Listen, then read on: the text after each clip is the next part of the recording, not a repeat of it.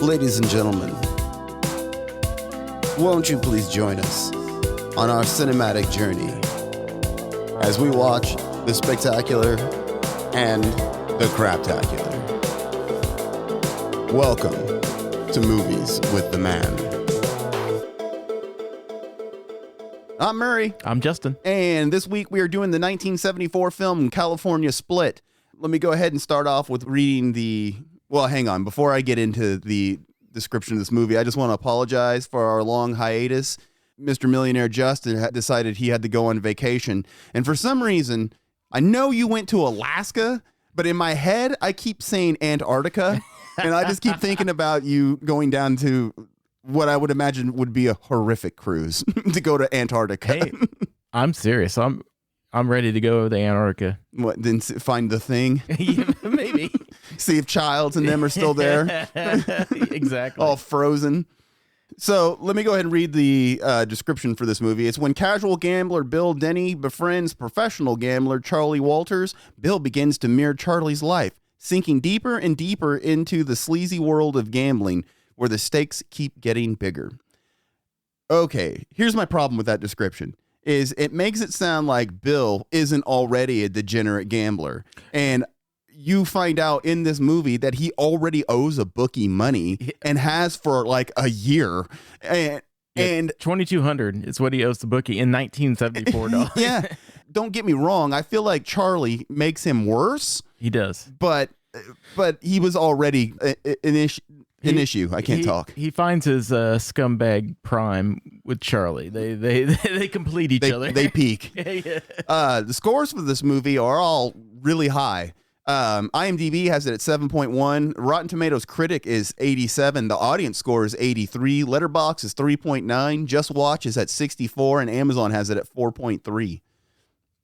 So it is a wildly loved movie. When I was looking up lists to see what people considered Robert Altman's best movies, this usually makes the top 5. Across the board, this was in the top of the movies. And what I thought was interesting is reading people's opinions on Reddit.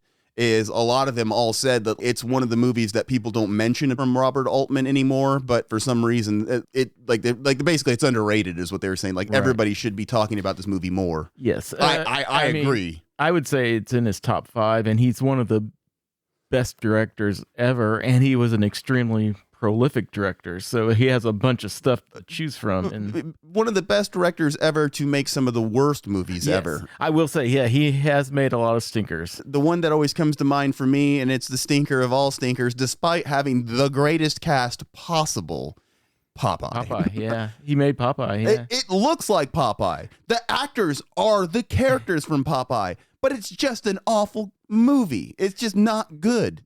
I need to revisit it. I haven't seen it since I was a kid. So. I almost bought it the other day because it's like, I think it's coming out on 4K. Is Arrow making a special edition? No, but the only cover? reason I almost bought it is because it was a misleading advertisement. So on the front of the cover is the can of spinach, and it just says Popeye on it. But the way this advertisement made it sound is that the case itself was a can of spinach, and I was like, well, I'm gonna buy that if that's what it is, but it isn't. So I was like, no, I'm glad I didn't waste my money on that. I'd have been pissed. For such a great movie, yeah. And then I'm buying for novelty purposes. I can't really say a whole lot. I mean, I own the Super Mario Brothers movie. I own 2 different versions of Street Fighter the movie. So we've got some quality in my collection over there. Absolutely. Popeye will probably end up over there at some point, just to be honest. But yeah, definitely Popeye is not going in his Hall of Fame list. No. Some of his best-known movies are Nashville, Gosford Park, The Player, MASH, The Long Good Night, which I think is his best. I have not seen Nashville, so I need to watch that. I have not seen Nashville. I haven't seen, like, a lot of people talked about McCabe and Miss Miller and Prairie Home Companion, Gosford Park. I haven't seen any of those, and everybody had them listed as, like, his top movies. But they had Nashville and The Player on there, too. Then, did you say MASH? Yeah, MASH. I have seen MASH. I do not like MASH. I did not like the movie. My grandparents watched it all the time. I don't know if they just ruined it by watching it all the time. Now, did they watch the TV show? They watched both. Really? They watched the movie regularly, and they watched the TV show. I, to this day, cringe when I hear the theme song to MASH because I just want to kill myself because of how much I hated that show. And I hated having to watch the movie. And my grandpa was like, this movie's hilarious. I'm like, yeah, sure it is, old man. You still watch lots of, what's his name? I'm going blank. Death John Wish. Wayne? No, Charlie Bronson. Yeah. It's like you watch Charles Bronson movies and think they're great. And you thought later Burt Reynolds movies were great. So, I mean, terrible taste.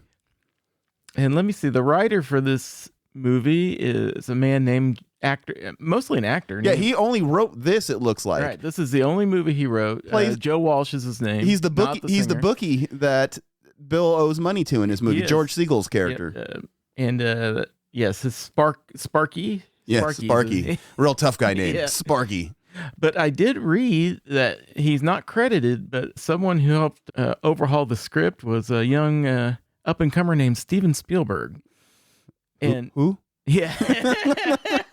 You might have heard of him. Yeah, never heard of that guy. He wanted, Walsh wanted Spielberg to direct originally, but once Altman got attached to it, that went by the wayside. It's interesting, the Joe Walsh Spielberg connection. They stayed on friendly terms. Walsh, in fact, appears in Poltergeist. He's the neighbor that brings over a 6-pack of beer. And I believe Walsh is also in a late Burt Reynolds movie that my grandparents love, Stick. I'm not familiar. I believe, yeah. I mean, you talked about that. Like, yeah, they watch it all the time. I don't remember what it's about. I just remember hated it. Hated it. I hated watching.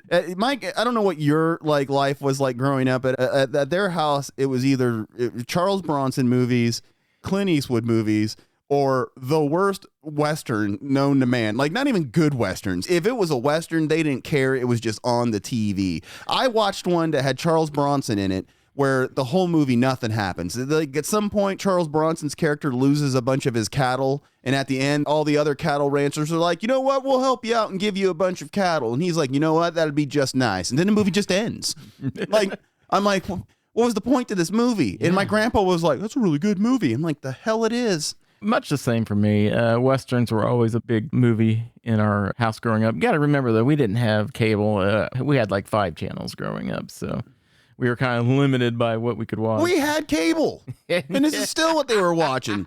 You know, they had it on whatever TBS was showing, and it was just like, oh, God. John Wayne was big in my house. Charles Bronson. John Wayne was huge. My stepdad growing up, it was like nonstop John Wayne.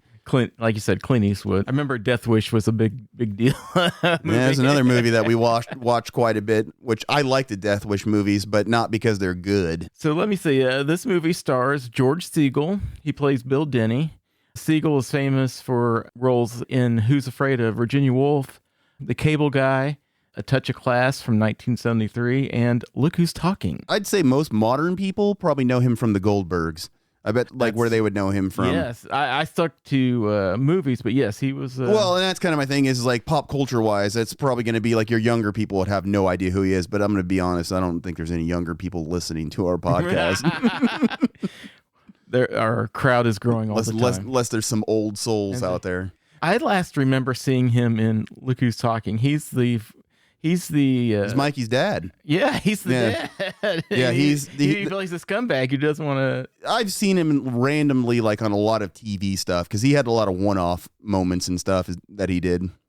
And let me see. Elliott Gould stars as Charlie Walters. Gould is famous for huge in the 70s. He was in MASH. He was in The Long Goodbye.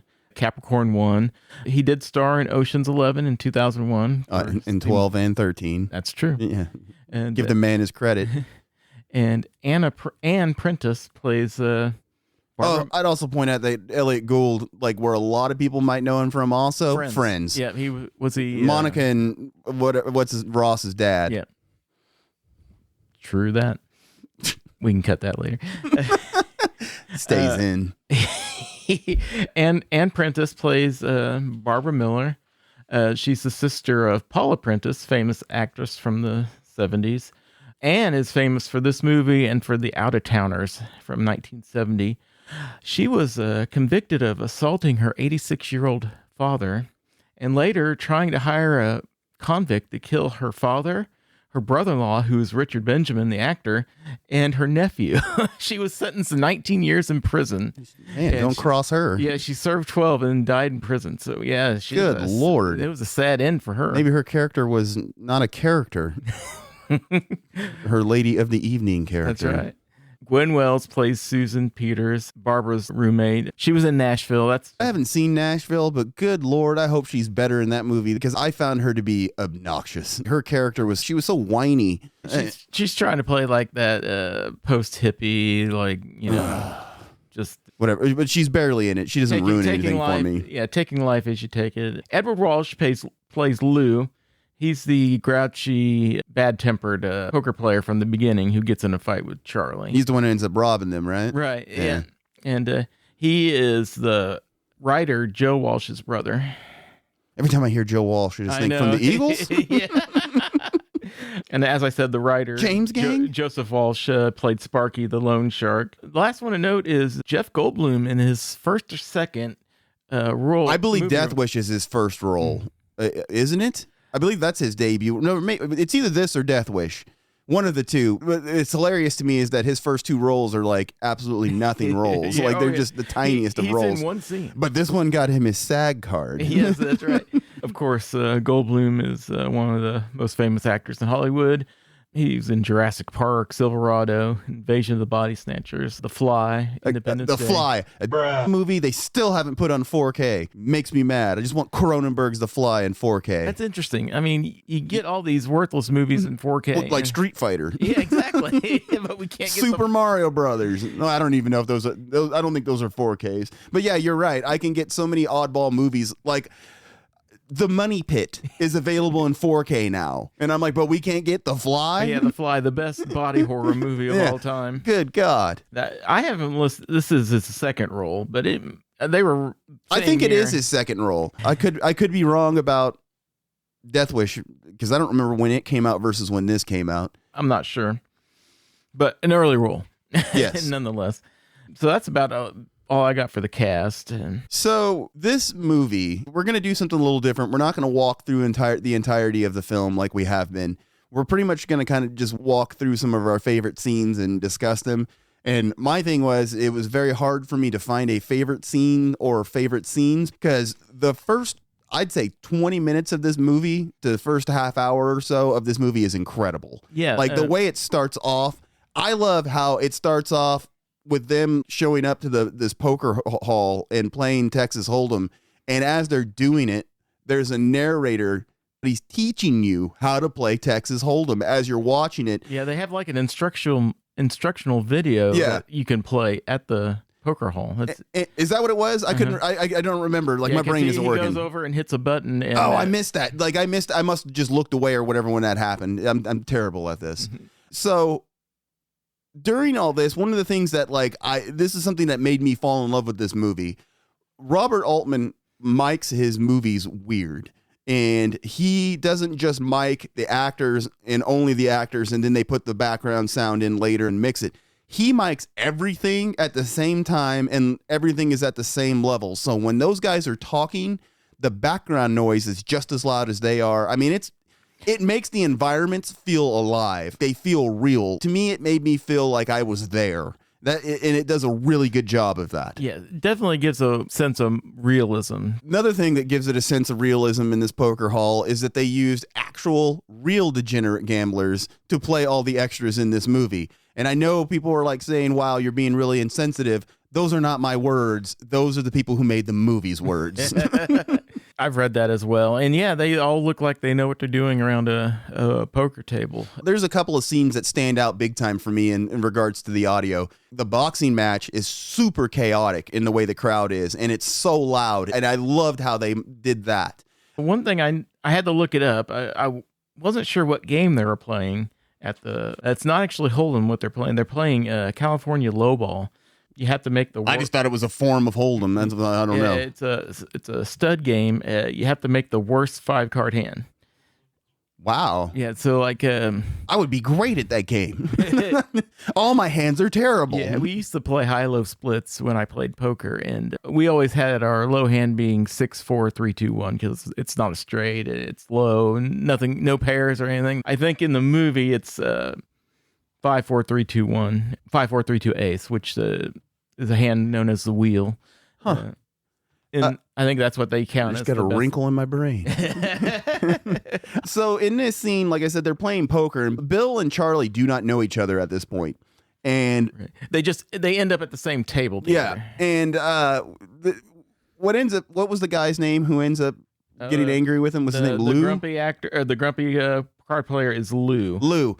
Okay, so they end up, like, at one point, it's Bill's turn to deal, and he throws a card that flies kind of off the table, but Charlie catches it. The rule is that if it doesn't touch the floor, it's playable. But Lou doesn't like that it came off the table, so he wants to argue that it's a dead card. Right. Lou's saying it went off the table, it's a dead card. But Lou's also saying that it hit the floor, and he's lying. Which it didn't. Yeah, and then I love that the lady who's at the table, when they ask her, did you see it? Did it fly off the table? And she's like, I don't know. All I know is they've been winning the whole night, and I'm a pretty good poker player, and I usually win. It's like, yeah, right. And she looks like a 50-year-old housewife. Yeah, she reminded me of my grandma. Like I can see my grandma bitching about that too.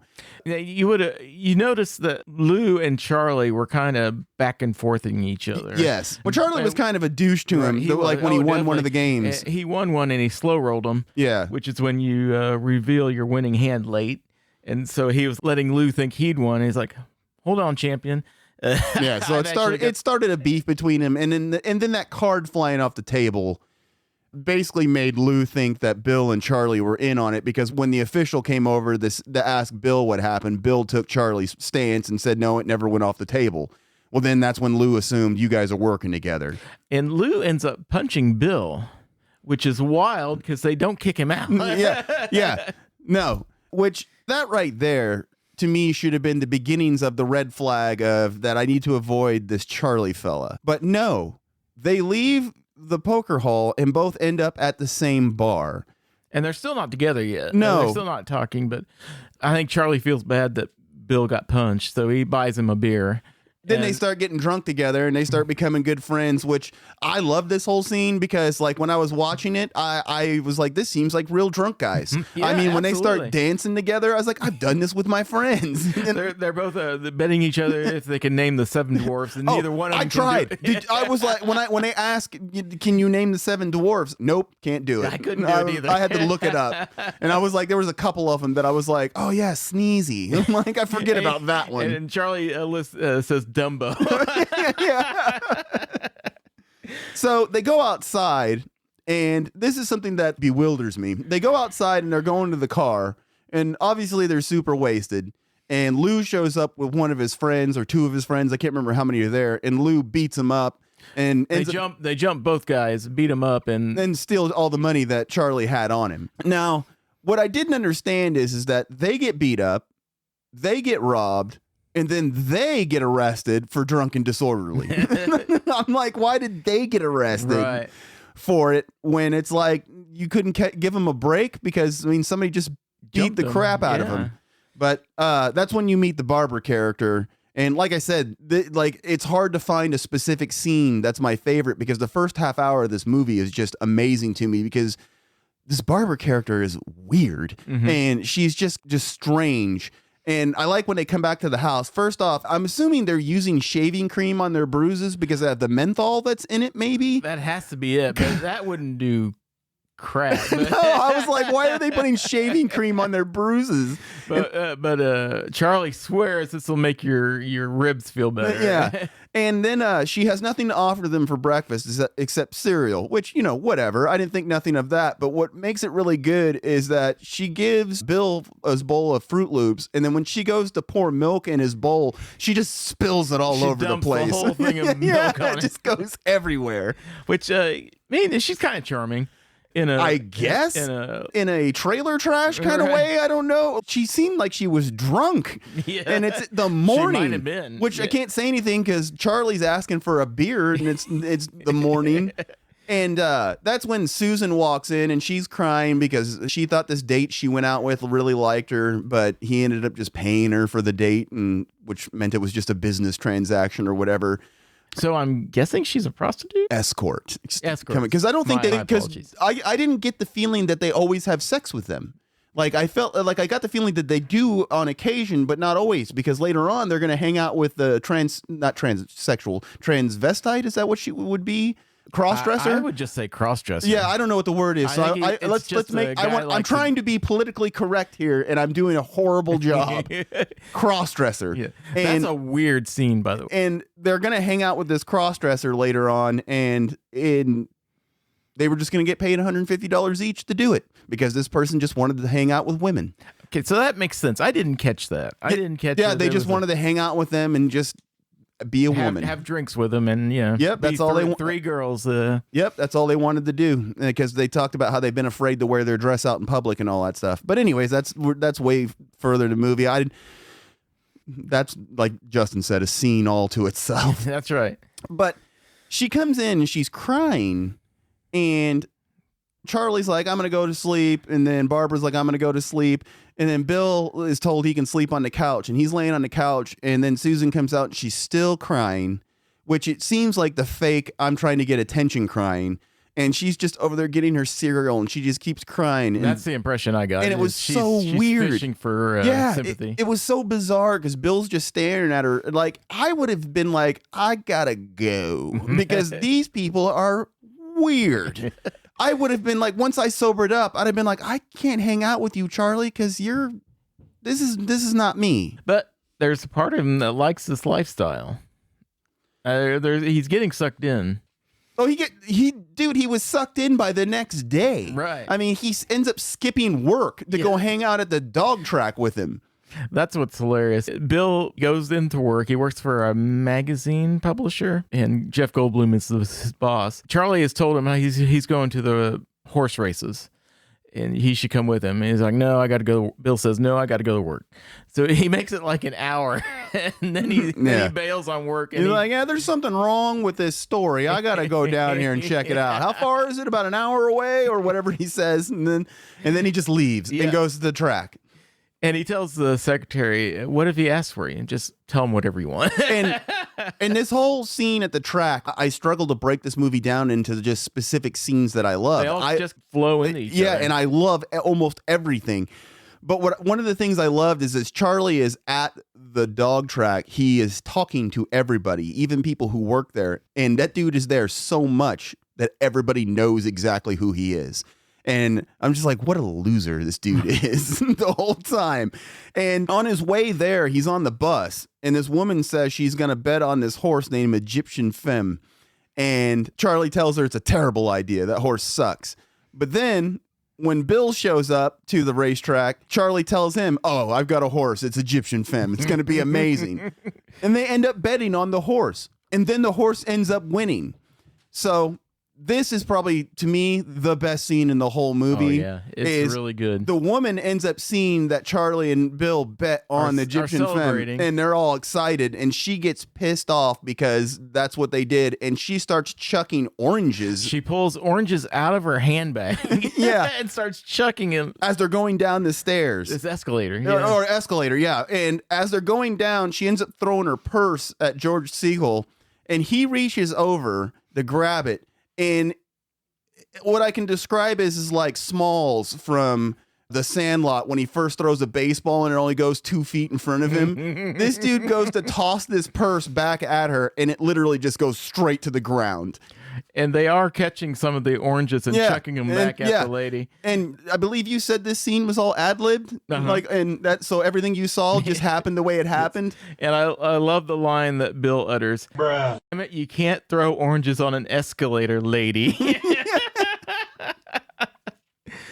So they win big at the track, and the gambling is getting its hooks in the bill a little more each time. What I love about how this is they win big at the track. Okay, save your money. Yeah, you won. Go pay off that gambling debt you owe. Nope, let's go get the women and then go to a boxing match and bet more money. That's not how gamblers think. They think they're on a roll. Yeah, then they go to the boxing match after picking up the women and interrupting their date night they were going to have with the cross-dressing woman. Then they go. Which we need to come back. Okay, no, go ahead. Go ahead. Well, it's a scene that can be cut from the movie and it wouldn't be missed, but it's just a weird, wonderful scene.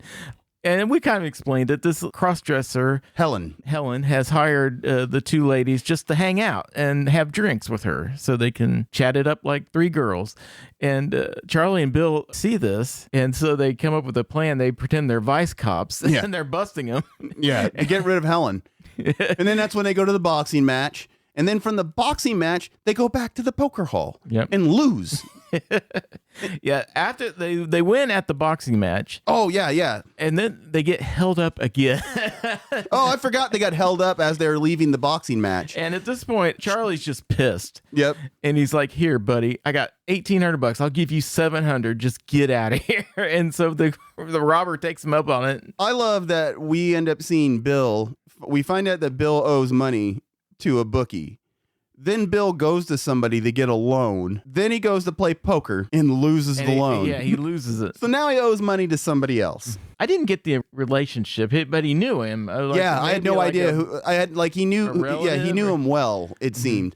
What I love is one of my next favorite scenes is where it shows Bill sitting at the bar all depressed and by himself, and the woman is standing there just ranting and raving while there's some weird dude who is making the strangest faces ever at her, trying to get her attention. And she is just completely ignoring this dude. And she's just ranting and raving. She's everyone here is a jerk, and this bar is terrible. The bar I was at yesterday was she called it a dump. She calls it a dump. And then she starts ranting about how her dog took a crap on the floor and she can't get it cleaned up.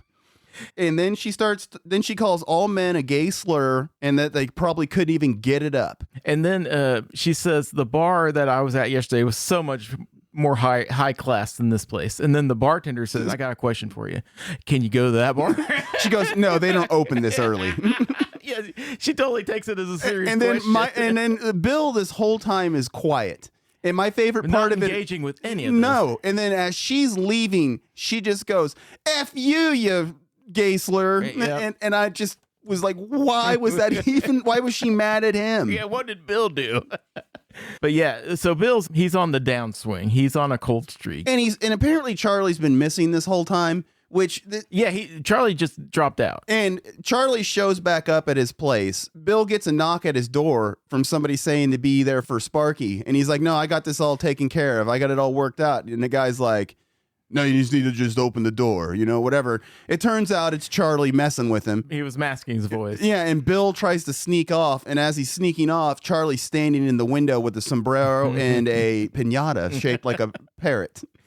And I love... Bill is pissed because Charlie just dropped out and didn't tell him where he was going. Yeah, that's where he asks him. He says, "Where the hell have you been?" And Charlie says, "3 guesses. I'll give you this much. My hat is a big clue."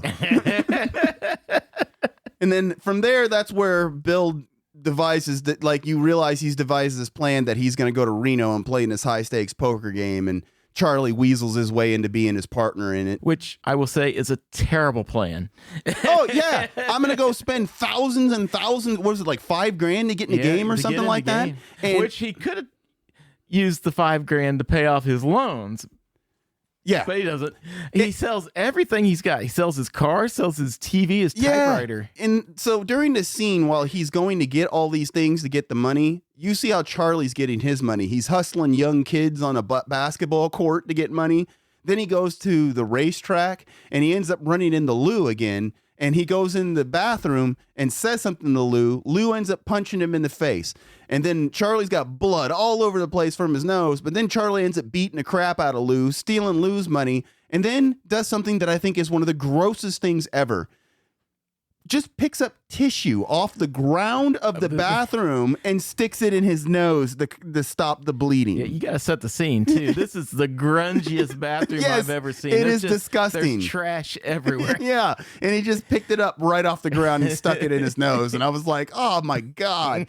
There are some other things while they're at the dog track that I love, not dog track, or horse races that I love, is like some of the background characters. Like at one point, when they're going by the bathroom, there's 2 people making out ferociously right by the bathroom. And then I love this one guy who I swear to God was doing his best to be the background actor of the year, because he was like, obviously he's not having a real conversation, but his hands are doing this back and forth thing. And I felt like when I was watching him that he could have just been, yeah, man, then my mom did this. And, next thing I know, I'm kicked out on the street. It just seemed like he was having a real conversation. And I just thought that's a lot of effort for nothing, my friend.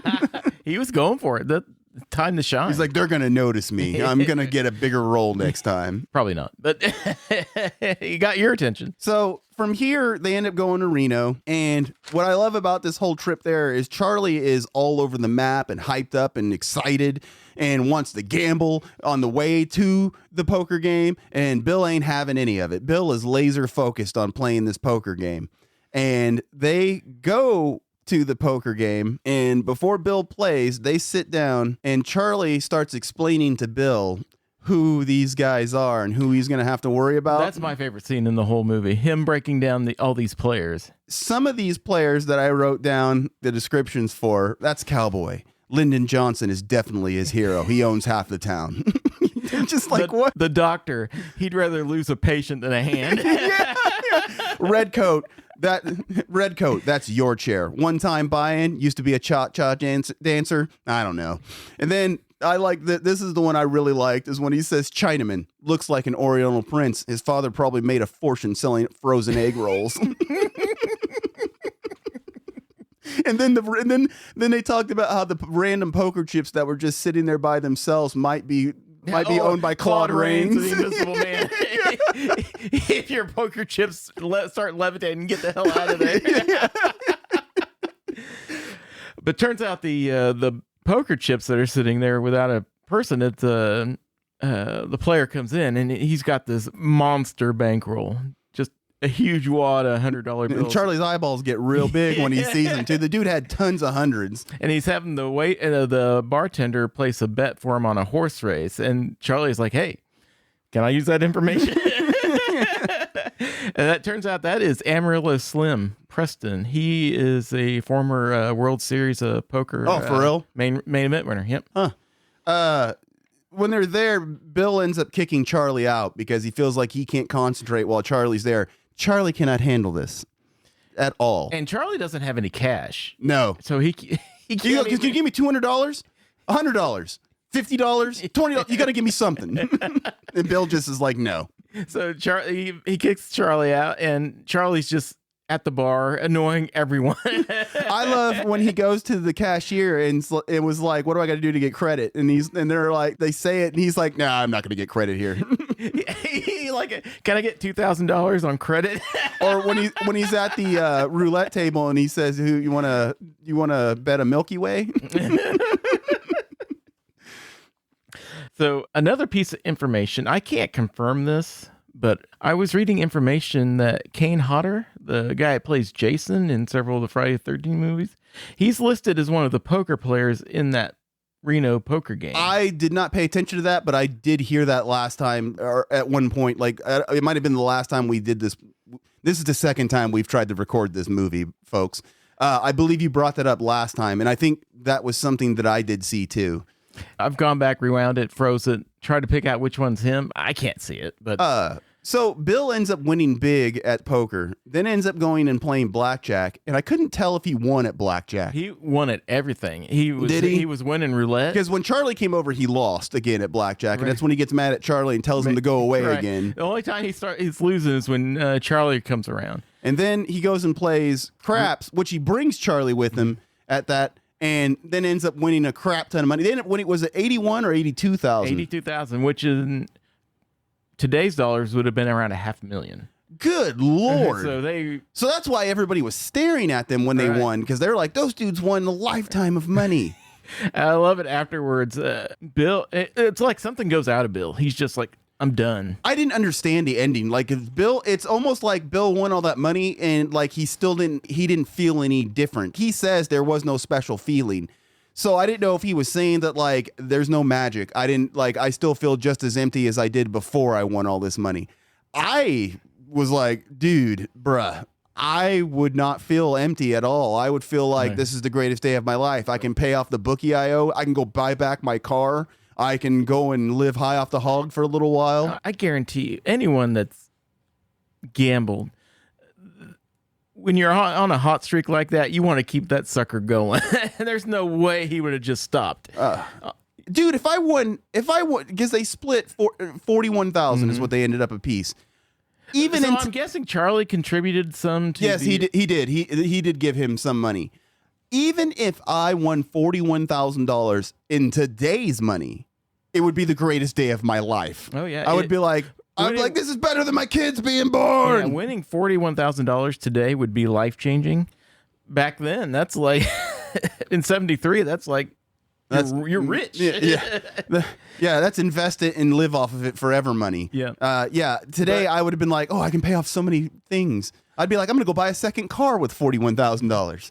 But Bill just totally feels empty, and he's just done. He's not going to gamble anymore. He's over it. And then they split ways. Yeah. And the movie's over, and Charlie's angry. Yep. Which, that's the only problem I have with the movie. I don't think he would have acted like that. Who, Charlie? Bill? I don't think he would have shut it down. He would have kept going. So you think it's unrealistic, or I think it's unrealistic. it just seemed too fast for me? But then again, maybe not, because he just as quickly went into this situation. Maybe he just snapped out of it just as fast. They were kind of weird about how they portrayed his character, because they tried to portray his character as like, he's got a job, he's a straight man, and it's like, but then you find out no, he's not. So I just, like you said, I believe he was so hooked in that him and Charlie would have been like, let's go party. Yeah, the way gambling was taking over his life. Oh yeah, he was there's no sucked way in. he would've I mean, stopped. he was borrowing money from people Yes, and then blowing it. From loan sharks. But, a questionable ending and otherwise terrific movie. Oh yeah, fantastic movie. 4 out of 5 for me. Oh, I'd give it 4.5 out of 5. Yeah, it's a 4 out of 5 for me. The only reason that it's not higher is because I don't know why it's not higher. I can't really explain. Like, I just don't feel like it's a 5 to me. The reason I don't give it 5 out of 5 is is that ending. The ending, it just doesn't feel quite right. I mean, I don't like the ending, and there's a few scenes here and there that I felt like could have been left out, like the Helen scene. I didn't feel like was necessary. And those are the kind of things that knock it down for me. But overall, I love the movie. I love the relationship they have when they're actually like being best friends and and happy with each other and all that stuff. Like, I could watch more of them getting drunk and having a good time and going gambling and all that other stuff. I could have watched more of that. I could have taken that over the Helen scene, or even I could have been happy with them ending with them showing them walking off to go waste the rest of their winnings, because that's probably what they would have done. I mean, we know Charlie was getting ready to go do that. Yeah. And then my other thing is like, you just leave him here. I mean, I know he's a grown ass man. He can get home on his own, but you guys came together. You guys just aren't going to leave together. Weird that you just bail like that. I did one of the things we left out that I did enjoy is when Charlie went to the cage with all his money, and he was like, I got a hole in my shoe. Do you know where I can go to fix this? Yeah, Elliott Gould is just terrific. Oh, he's amazing in this movie. He's got the degenerate gambler thing down pat. It's terrific. I need to watch The Long Goodbye, because you've told me how good it is. But the thing that I've learned is Elliott Gould, in the few things that I have seen him in, is always a very standout person in what he does. Even on Friends, when he's on the show, he's glorious on that show. In the Oceans movie, I love the scene where he's knocking on the door when Frank's in the bathroom, and he's like, Frank, I need to use the restroom. And then I think it's Scott Conn that comes up to him and says, how would you feel if somebody was beating on the door? He goes, well, I need to get in there or else I'm going to on your shoes. Yeah, he's one of the terrific type of actors that came out in the 70s and was a leading man, but not a stereotypical leading man. Kind of odd looking, not classically handsome. No, he just looks like a regular dude to me. Like, he looks like he could play the everyman, and I would buy it. And I could just watch him for hours in these 70s movies. He's just terrific. Well, that's why we need to add The Long Goodbye to our list of movies we do. Absolutely. All right, folks. Subscribe. Listen to our other episodes. We're in everywhere you like podcasts, and I mean, if you listen to stuff on YouTube, it's on there. It's not a video podcast, but one day maybe. Yeah, if you like us, tell your friends. If you hate us, Tell your enemies. Yeah, tell your enemies. Bye. We hope you enjoyed the show, but it's time for us to go.